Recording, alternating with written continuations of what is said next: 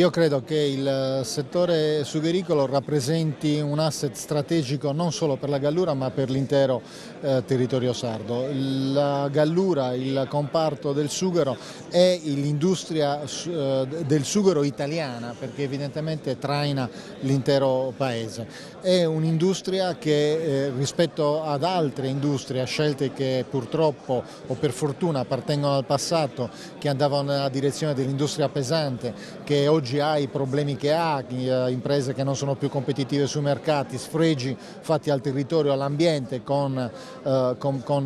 impianti industriali realizzati sulle coste ad altissimo impatto sul piano ambientale e dell'inquinamento. L'industria del sughero rappresenta un'industria pulita, rappresenta un connubio fenomenale rispetto ad altri settori che sono quello dell'agroalimentare, che è quello del turismo, che sono quelli legati al brand Sardegna, che richiama una qualità della vita, una qualità dell'ambiente, una qualità dei luoghi. Il sughero è una filiera che parte dalla materia prima, che rappresenta l'elemento fondamentale, rappresenta la ricchezza che l'isola ha e sulla quale deve puntare, che è anche sinonimo di tutela dell'ambiente e di tutela del nostro sistema naturale. Allora credo che per queste ragioni e per quello che è l'apporto che il sughero può dare all'industria e quindi al PIL regionale, sia obbligatorio esaminarlo con un momento di attenzione straordinaria.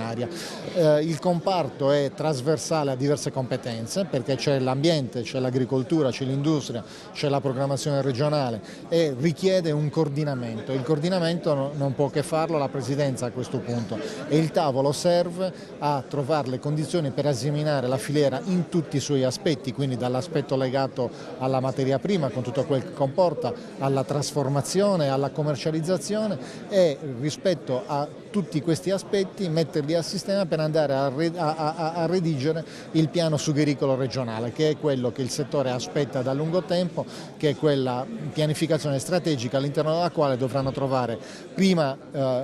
contezza e analisi tutti i problemi e poi le rispettive soluzioni.